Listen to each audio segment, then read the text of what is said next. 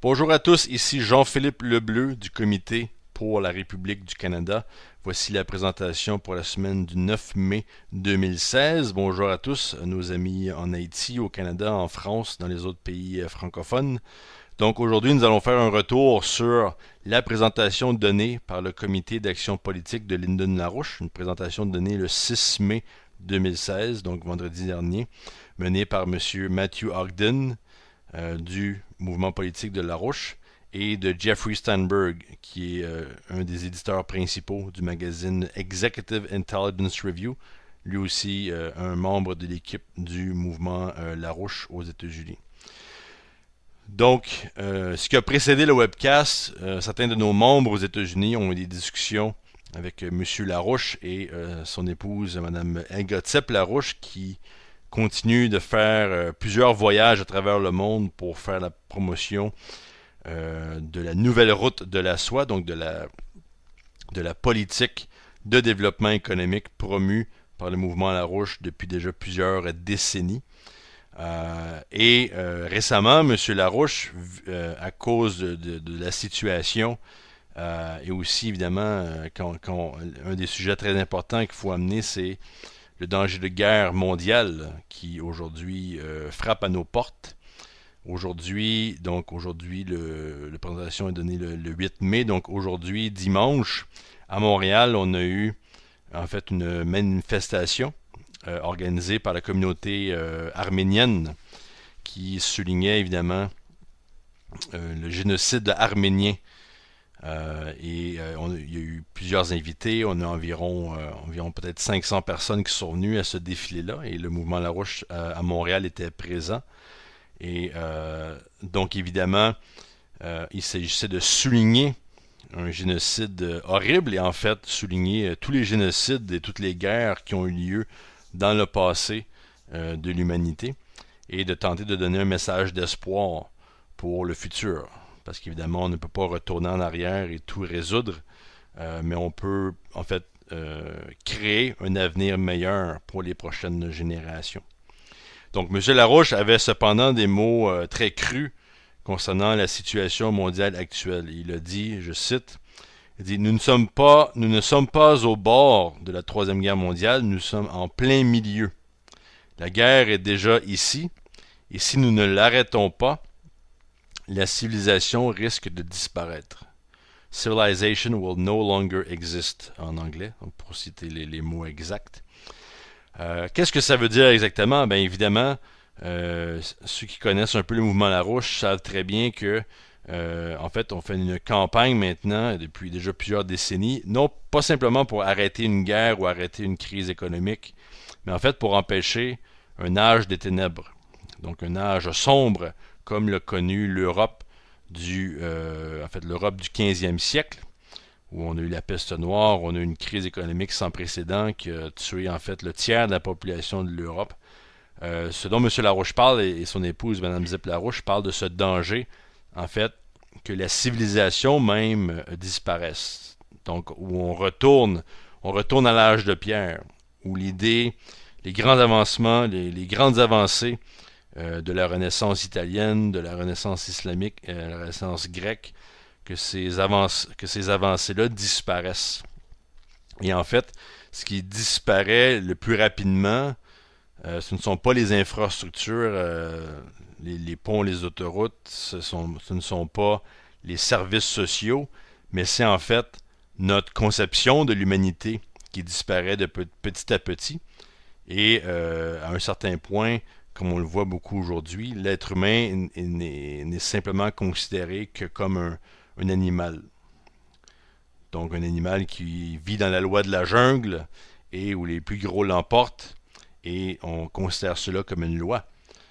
Donc aujourd'hui, dans la population, bien des gens veulent par exemple arrêter la guerre, veulent relancer l'économie et faire de belles choses, mais on a un pessimisme dans la culture qui en fait bloque les gens, les empêche d'agir et en fait les gens se découragent avant même d'avoir essayé quoi que ce soit.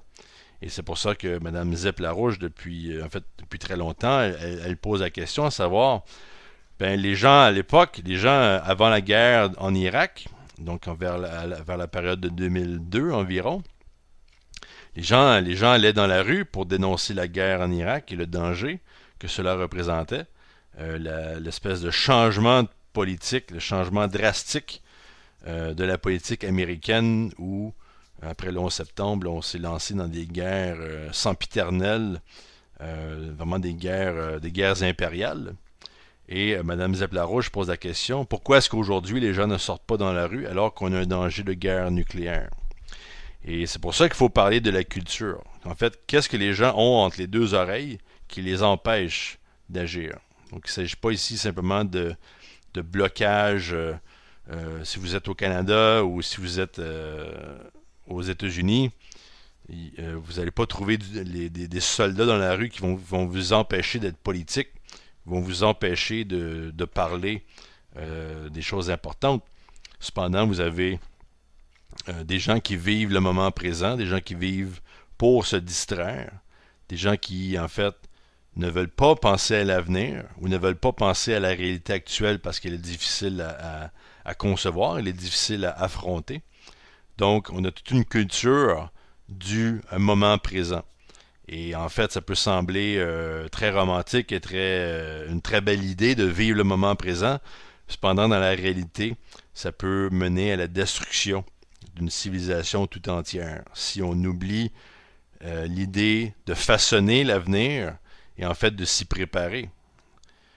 D'où la raison, d'où la nécessité pour une société de toujours développer des nouvelles technologies, des nouvelles machines, des nouvelles idées, et appliquer ces idées-là pour améliorer la situation et permettre en fait aux générations du futur d'avoir une situation encore meilleure que celle qu'on a aujourd'hui.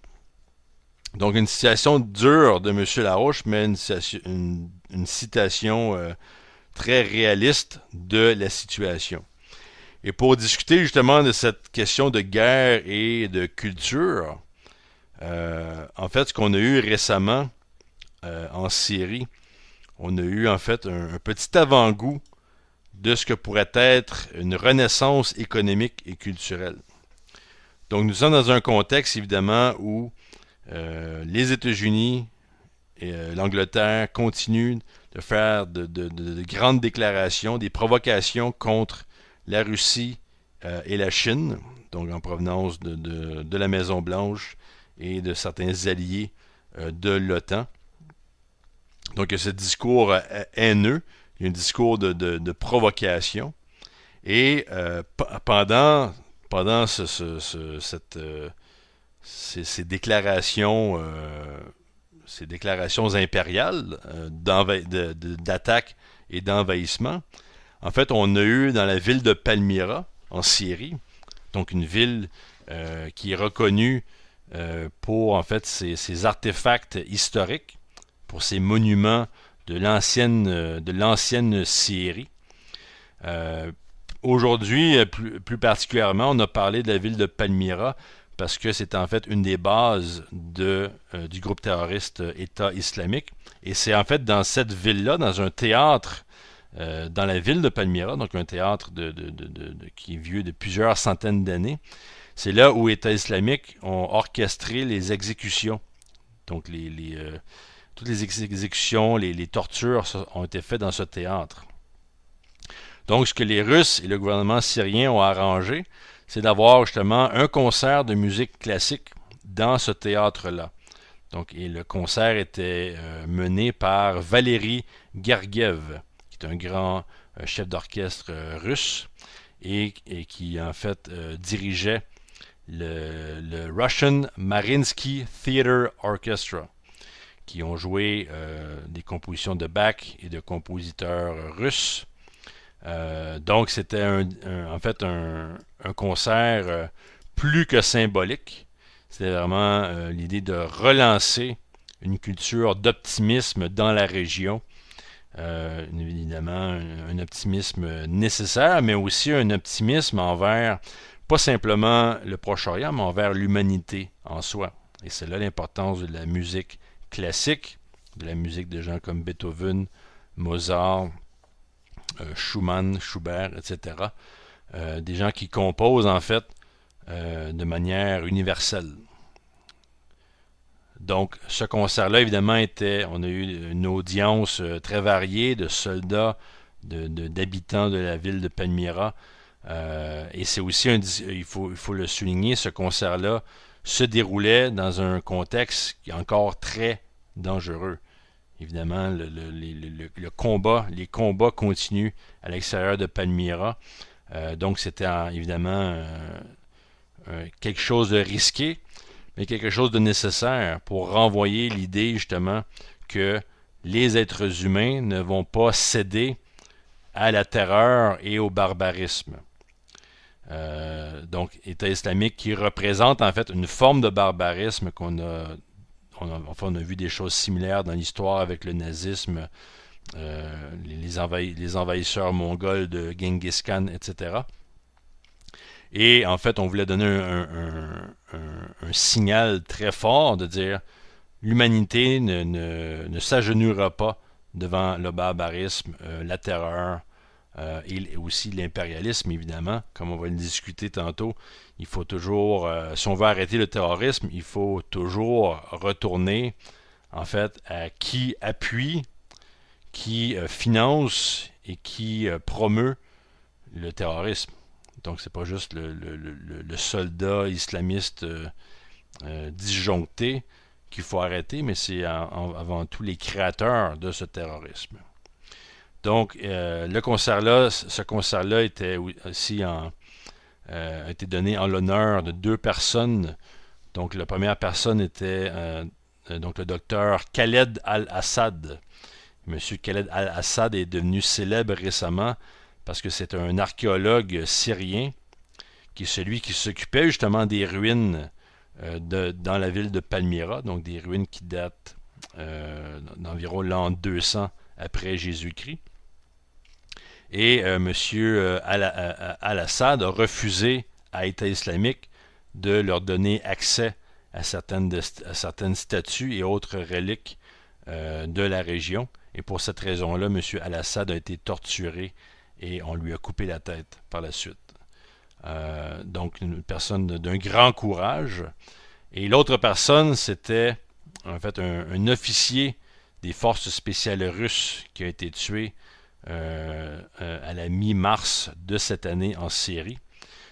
Cet officier-là, dont je n'ai pas le nom, en fait avait appelé à ce qu'il y en ait fait un bombardement aérien, soit orchestré, dans une certaine location où lui-même se trouvait.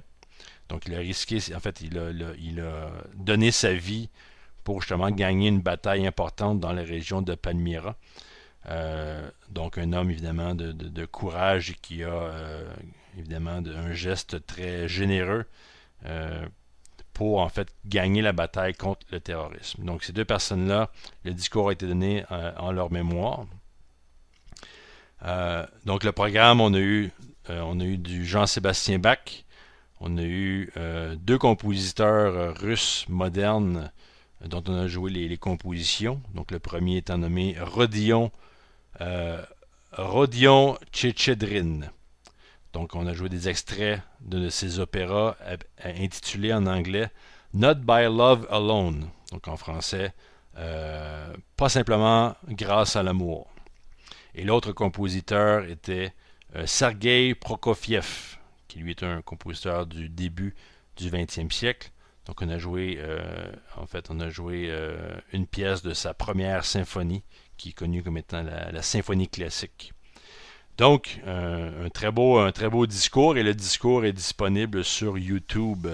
Vous pouvez voir le lien sous l'image de notre vidéo sur la page YouTube.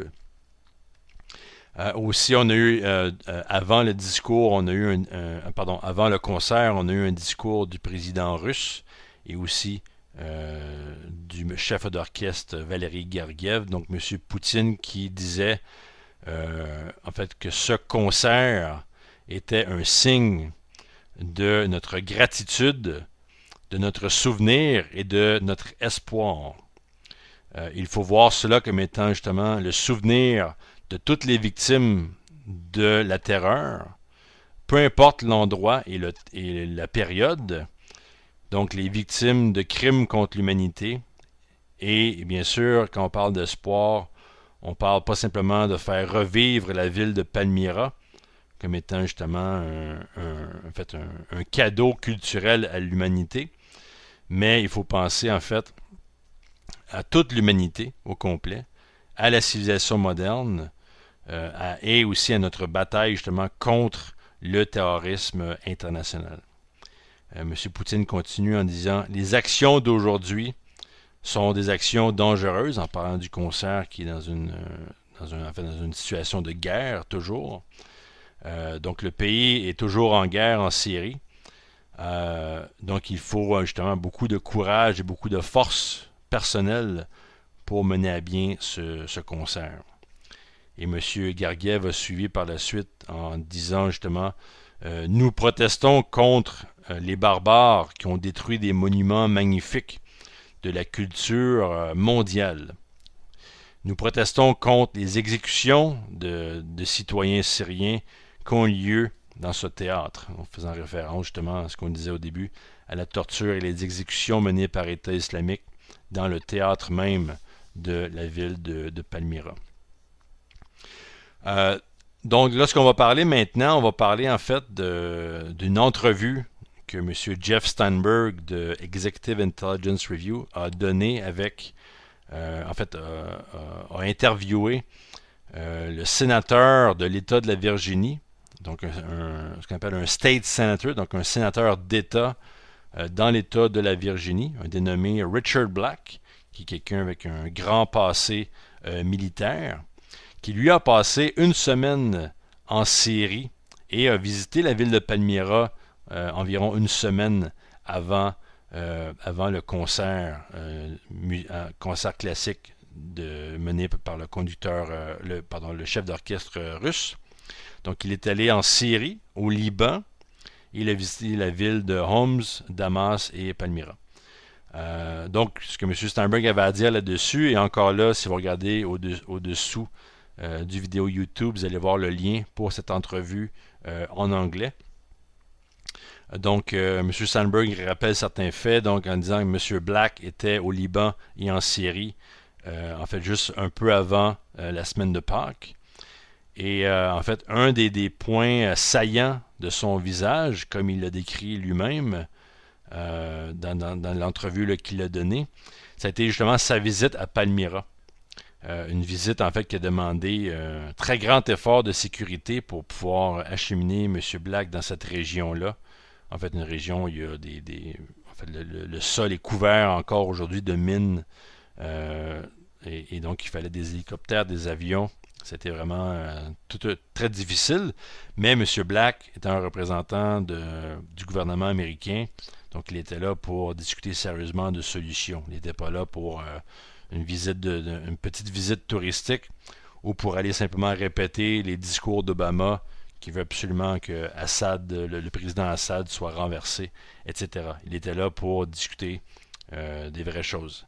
Et une des rencontres qu'il a eues, c'est qu'il a rencontré le fils de l'archéologue dont on a parlé au début, le docteur Al-Assad, qui est mort là, en défendant des artefacts contre les terroristes. Donc M. Black a rencontré le fils de cet archéologue. Et ce qu'il a dit à ce jeune homme, il a dit que en fait, dans 1000 ans d'ici, les gens vont encore visiter la ville de Palmyra pour justement ces artefacts et ces ruines et ces monuments. Mais aussi dans 1000 ans, les gens vont se rappeler de ce que cet archéologue, M. Dr. Al-Assad, a fait et son courage pour défendre ces artefacts.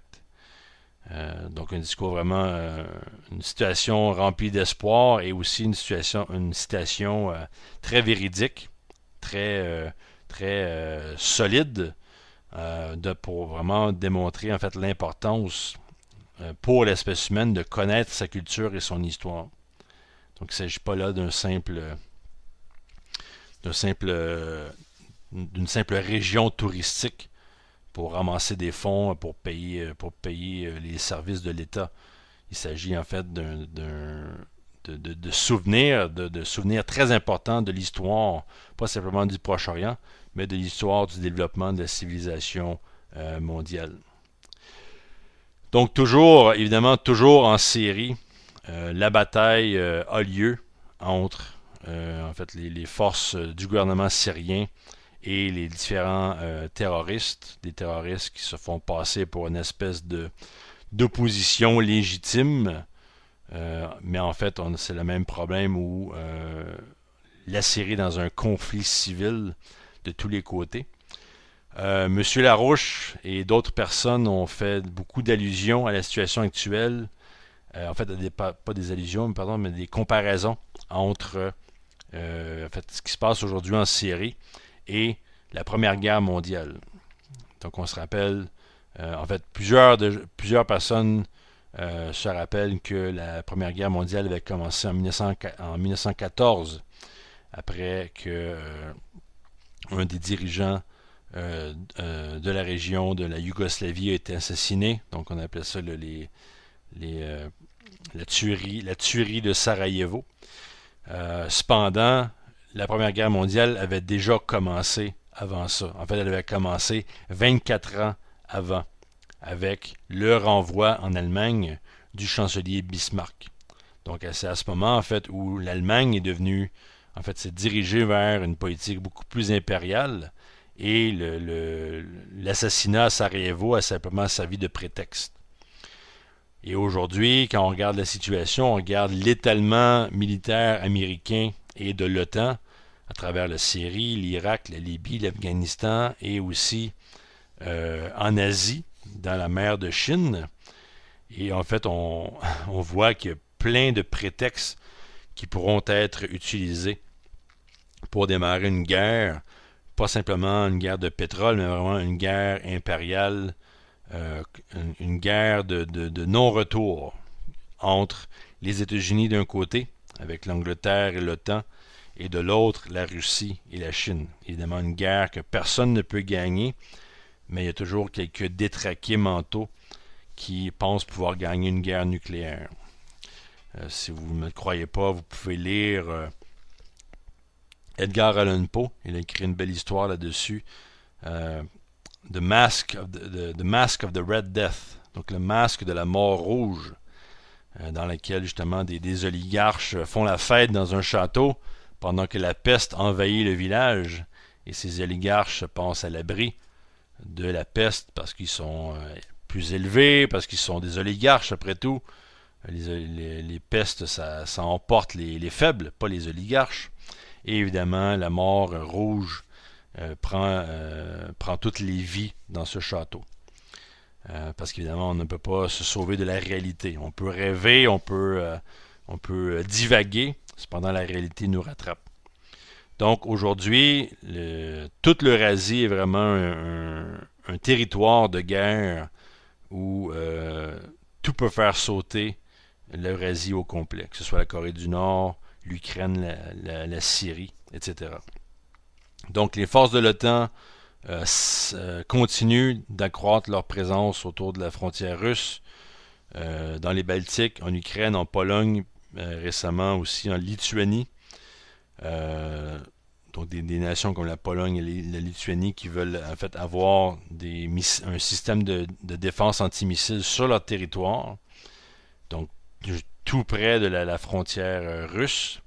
Évidemment, les Russes ne peuvent pas rester immobiles avec pareille menace.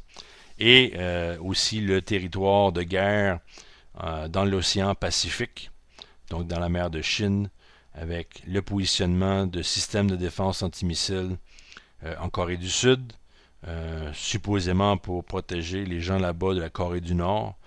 La Corée du Nord a de la difficulté à envoyer un missile dans les airs. Je ne vois pas en quoi ils sont vraiment une menace. Peut-être que le dirigeant est un peu fou, mais on est loin d'avoir une puissance de destruction palpable. Cependant, la Chine en a une, et les Chinois ne sont pas naïfs. Ils voient très bien qu'il y a un jeu qui se joue aux États-Unis où on tente de provoquer quelque chose dans la mer de Chine.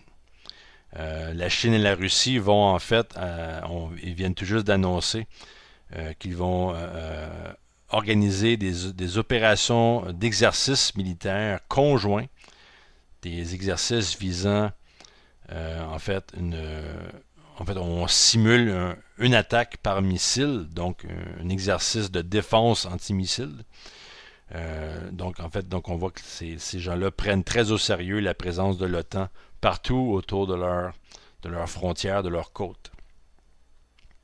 Donc évidemment, si on tourne à la Première Guerre mondiale, quand la Première Guerre mondiale a démarré, les quotidiens de l'époque n'ont pas écrit dans leurs journaux « La Première Guerre mondiale a commencé ».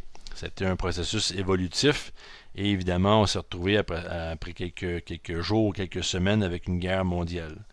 Aujourd'hui, on est un peu dans la même situation. Donc, on ne sait pas où ça va commencer, mais ça peut commencer pratiquement n'importe où. Un simple prétexte pour, en fait, à ce qu'il y ait une guerre nucléaire. Quand on parle de guerre nucléaire, c'est la fin des haricots, comme on dit.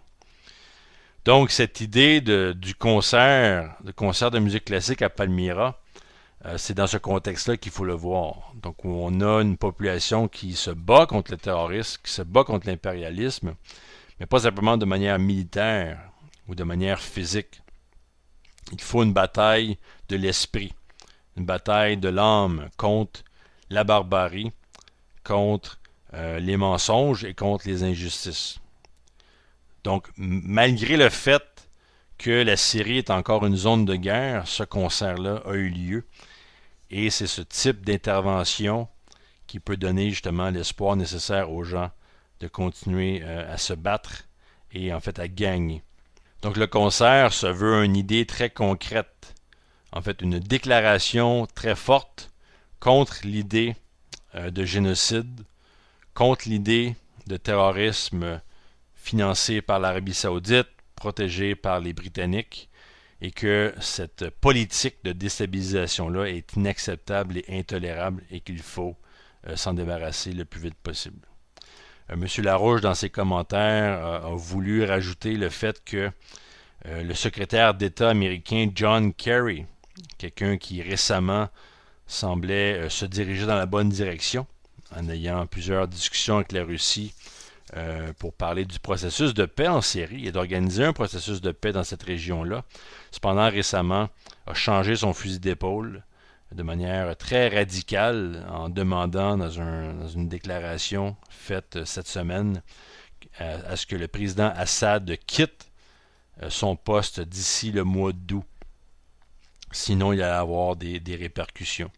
Et donc, M. Larouche a dit « M. Kerry est devenu en fait, est redevenu le petit chien de garde d'Obama, un esclave loyal à Obama et à ses contrôleurs britanniques, similairement à Hillary Clinton, alors qu'elle-même était secrétaire d'État, où elle a en fait détruit sa propre carrière politique en appuyant les politiques meurtrières de l'Empire britannique et de Obama. Donc cependant, il ne faut pas perdre de vue les grandes questions, les questions qui sont les plus importantes. Parce que quand on parle de terrorisme, quand on parle d'État islamique ou du terrorisme international, on ne peut pas simplement parler des soldats qui sont sur les soldats qui sont sur le terrain ou l'espèce de rhétorique, de propagande religieuse, propagande philosophique pour promouvoir ce terrorisme-là.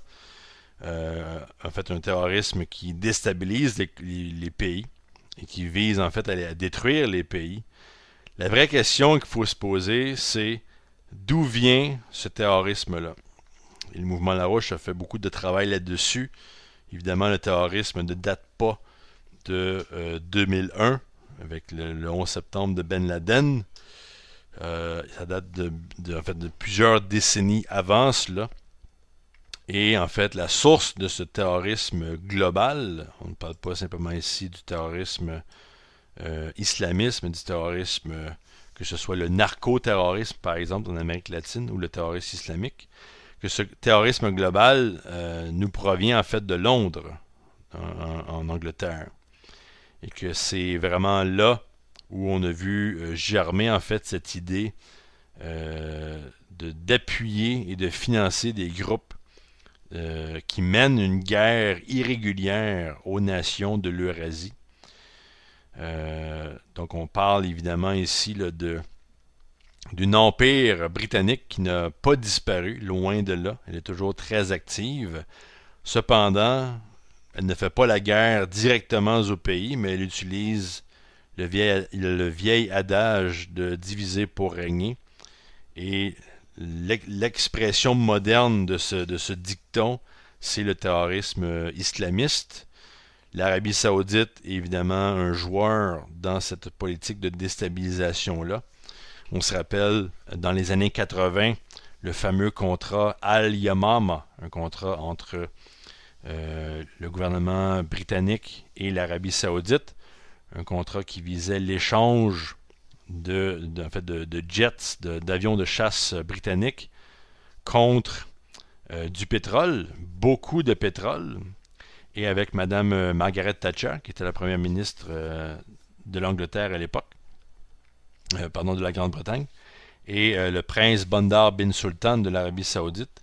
On a eu la création en fait d'un fonds d'argent secret qui a permis le financement du terrorisme à travers les âges à ce moment-là. Évidemment, on parle de plusieurs milliards de dollars injectés dans le terrorisme chaque année.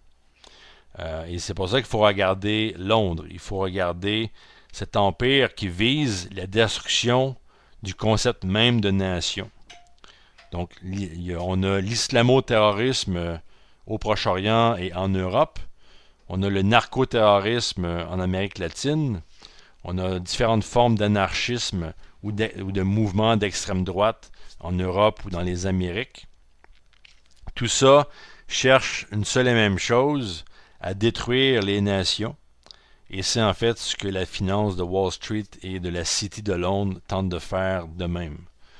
Donc, la meilleure manière de défendre une nation, c'est justement d'aller chercher, et de trouver et de punir les gens qui font la promotion de ces idées anti-nation, anti-humaines, peu importe la couleur de leur discours. Il faut regarder justement qui veut un avenir et qui en fait est sérieux à propos du développement de l'espèce humaine et qui veut en fait bloquer ce développement-là de différentes manières que ce soit. Donc il faut retourner justement à la source du terrorisme, à la source de l'impérialisme, et aujourd'hui c'est toujours l'Empire britannique, c'est la monarchie britannique, c'est la finance britannique, Wall Street qui est une extension de la City de Londres, et les États-Unis aujourd'hui qui jouent le rôle du pantin britannique. Et ça, on le voit avec, en fait, pas simplement avec Obama, mais aussi avec les politiques de George Bush Jr. auparavant. Donc, on tente d'amener les États-Unis non seulement à détruire les autres pays, mais à se détruire aussi elles-mêmes. En fait, à renier les principes de la Constitution américaine, qui est la Constitution qui a permis le développement industriel et le développement des États-Unis à travers le temps. Et aujourd'hui, on est vraiment à l'encontre de tout ça. Donc, quand on parle de l'Empire britannique, on parle aussi de la finance, on parle des paradis fiscaux. On en a entendu parler récemment avec les fameux Panama Papers.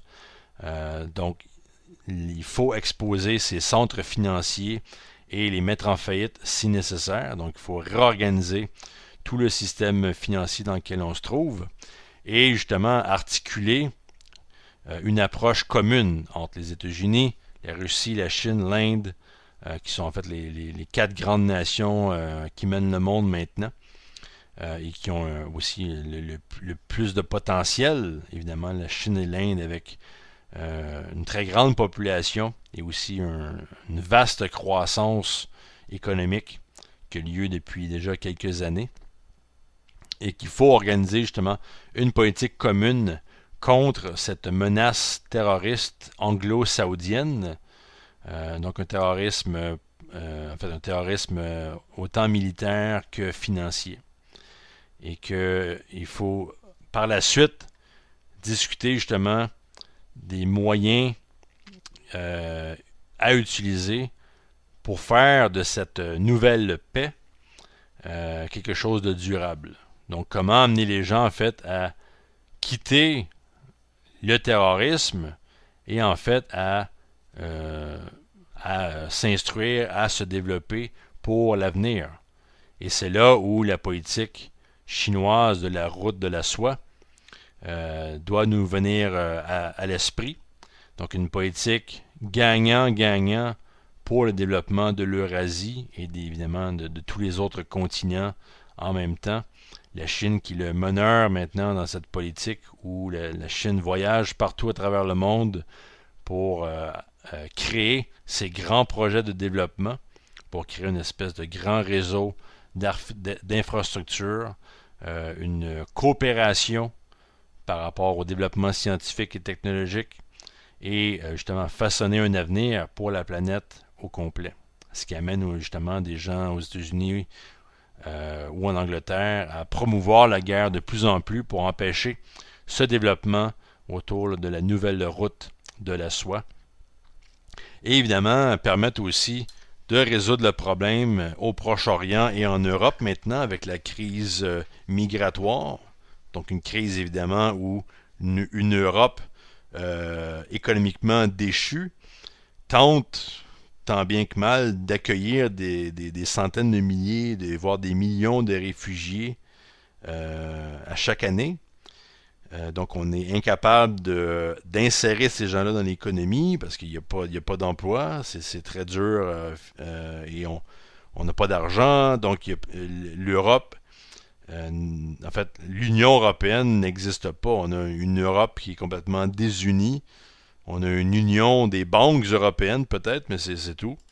Et donc, on a une crise qui se crée. On a des mouvements d'extrême droite à la Donald Trump qui aussi gagne de plus en plus d'appui en Allemagne ou en France, par exemple. Donc, il faut en fait créer une politique où on peut relancer le développement économique en Europe et aussi évidemment dans les pays d'où les gens fuient. Donc en Syrie, en Libye, en fait tout le nord de l'Afrique. Donc de recréer une économie solide dans ces régions-là avant qu'il ne soit trop tard. Il faut se rappeler justement, M. Larouche, dès les années 70, parlait de grands projets de développement pour le Proche-Orient, avec le programme du plan Oasis, par exemple, qui visait l'accroissement d'eau potable de plus de 40% dans la région de l'Égypte jusqu'au nord de la Syrie. Des projets qui auraient pu être mis en place dans les années 90 avec les fameux accords d'Oslo qui visaient une paix entre Israël et la Palestine et la création d'un État palestinien. Donc en 1993 plus précisément. Et à ce moment-là, M. Larouche disait « Vite, allez chercher les pelles, allez chercher les tracteurs. Il faut commencer à construire tout de suite ces projets de développement nécessaires pour le bien-être de la population. Il faut reconstruire la Cisjordanie, il faut reconstruire Gaza. Et malheureusement, rien n'a été fait. Et on a eu la destruction du processus de paix avec la mort de Yitzhak Rabin, l'ancien premier ministre d'Israël. Et aujourd'hui, on a la tyrannie saoudienne et on a aussi le président Erdogan de la Turquie qui tente de son côté d'établir une dictature en Turquie, fait en fait des menaces à l'Europe, en fait en train d'extirper des milliards de dollars à l'Europe sous la menace d'envoyer plus de réfugiés en Europe qui sont stationnés là, en Turquie. Et évidemment, la Turquie qui aide logistiquement et financièrement les groupes d'État islamique. Donc, un pays à oublier pour l'instant. Cependant, la situation demeure la même, c'est-à-dire qu'il faut une politique globale de développement. Il faut une coalition entre les pays pour ce développement-là. Et c'est la seule manière qu'on peut vraiment gagner contre le terrorisme ou contre l'impérialisme en soi, c'est de vraiment rehausser la qualité de vie des gens. Et dans cette bataille contre l'impérialisme, on a depuis quelques semaines une bataille aux États-Unis pour exposer 28 pages d'un rapport du 11 septembre qui a été terminé en 2003.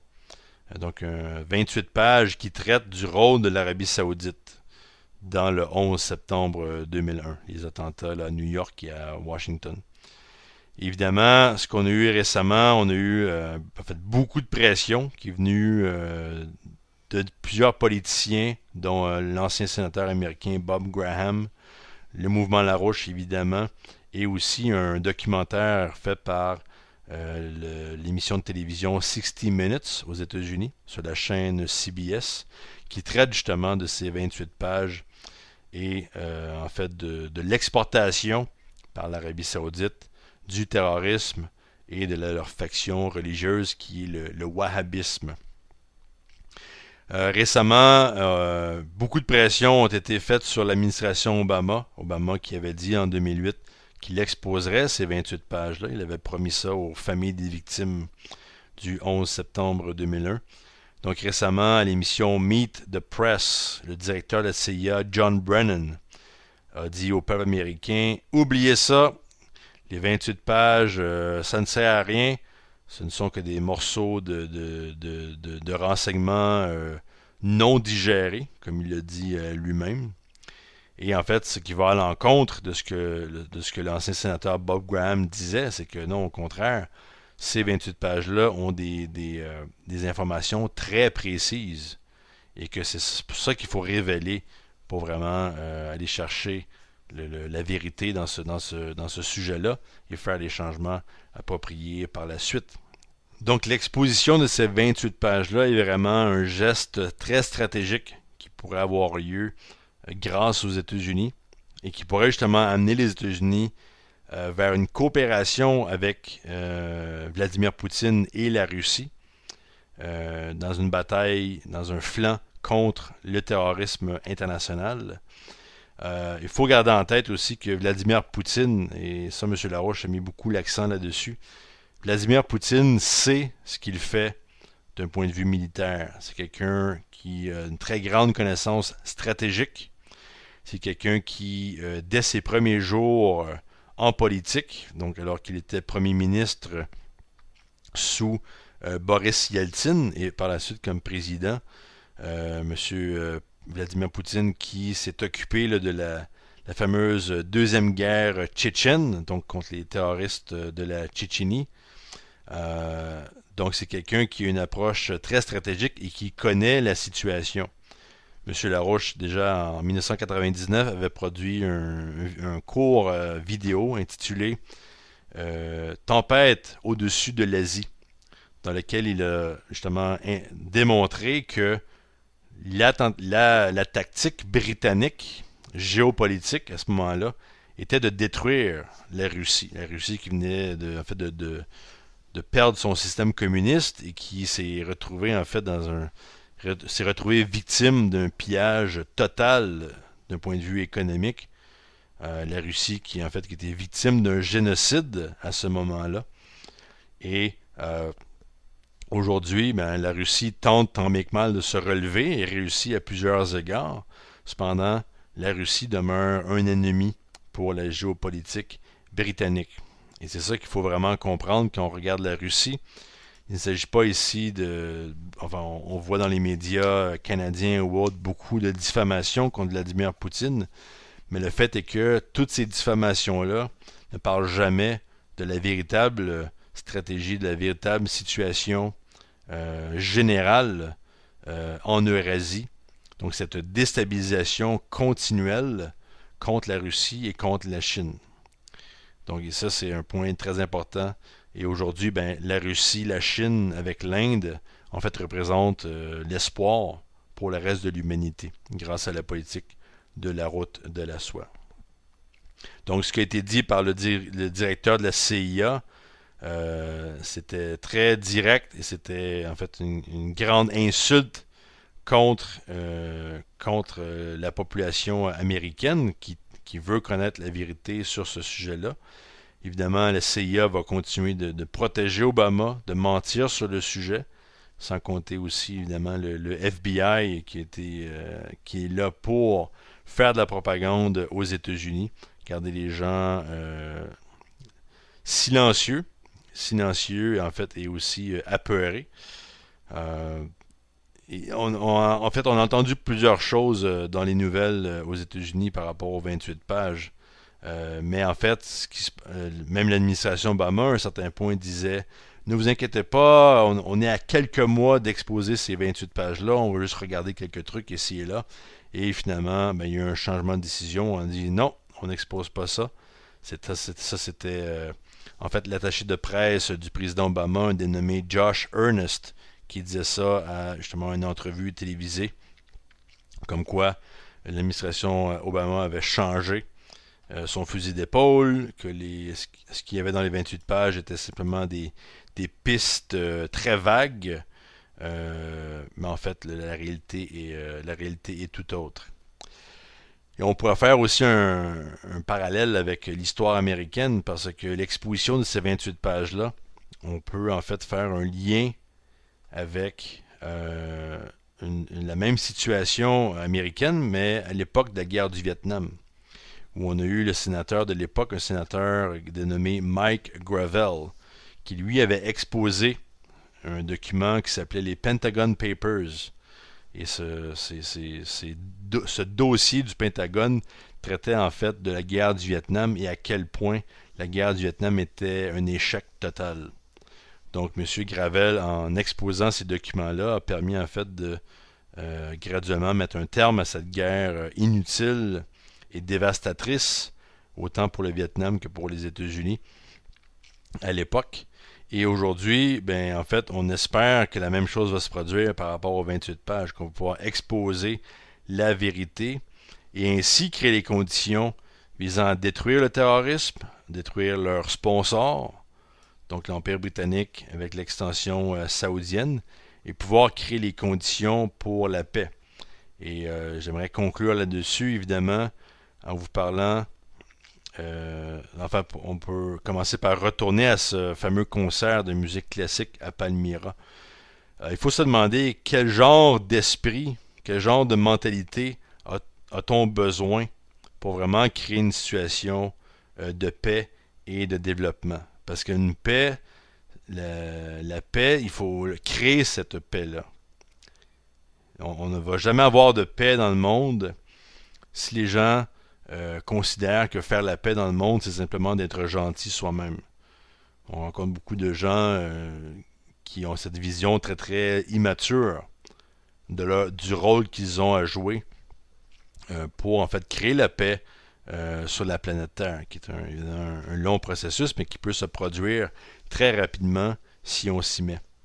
Et donc, le concert qui a eu lieu donne un peu le ton aux prochaines actions qui doivent être menées pour mettre un terme à cette crise économique, cette montée du fascisme et de l'extrémisme dans le monde, et évidemment aussi cette pauvreté qui vient avec tout ça, une pauvreté physique, mais aussi une pauvreté de l'esprit. Donc, et c'est là où la politique de Larouche, la politique de paix par le développement, doit être mise au centre de nos préoccupations. C'était exactement cette idée qui était défendue par le président américain Franklin Roosevelt, donc avant et après la Deuxième Guerre mondiale. C'est ce que notre mouvement a défendu depuis déjà plusieurs décennies, donc en fait depuis les débuts des années 90, avec notre projet de pont terrestre eurasiatique, le projet du triangle productif Paris-Berlin-Vienne, et c'est la politique défendue par la Chine aujourd'hui. Donc cette politique de développement gagnant-gagnant. Donc où chaque nation doit en fait gagner quelque chose. Il faut se débarrasser de cette idée de nation qui va gruger une autre nation pour être capable de bien vivre. L'être humain n'a pas à faire cela. En fait, plus l'être humain agit de manière impériale et plus il détruit son propre avenir, qu'il soit riche ou pauvre. Donc, c'est important de mettre un terme à cette politique de l'intérêt personnel ou de l'intérêt national à l'encontre de l'intérêt d'une autre nation, d'un autre peuple.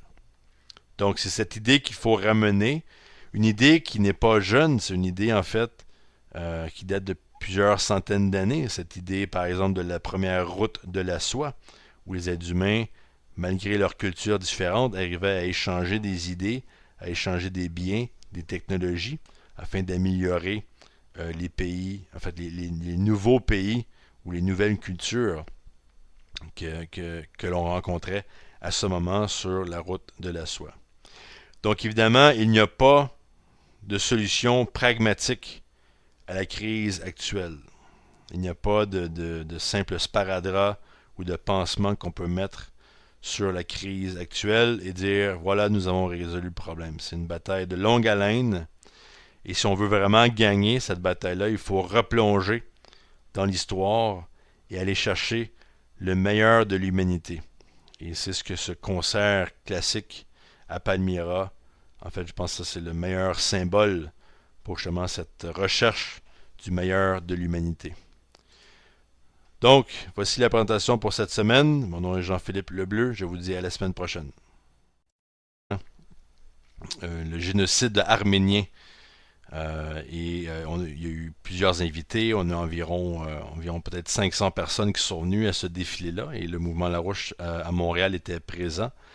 Et donc, évidemment, il s'agissait de souligner un génocide horrible et en fait souligner tous les génocides et toutes les guerres qui ont eu lieu dans le passé de l'humanité et de tenter de donner un message d'espoir pour le futur. Parce qu'évidemment, on ne peut pas retourner en arrière et tout résoudre, mais on peut en fait créer un avenir meilleur pour les prochaines générations. Donc, M. Larouche avait cependant des mots très crus concernant la situation mondiale actuelle. Il a dit, je cite, il dit, nous ne sommes pas au bord de la Troisième Guerre mondiale, nous sommes en plein milieu.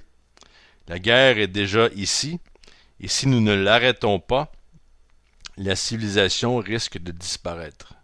Civilization will no longer exist, en anglais, pour citer les mots exacts.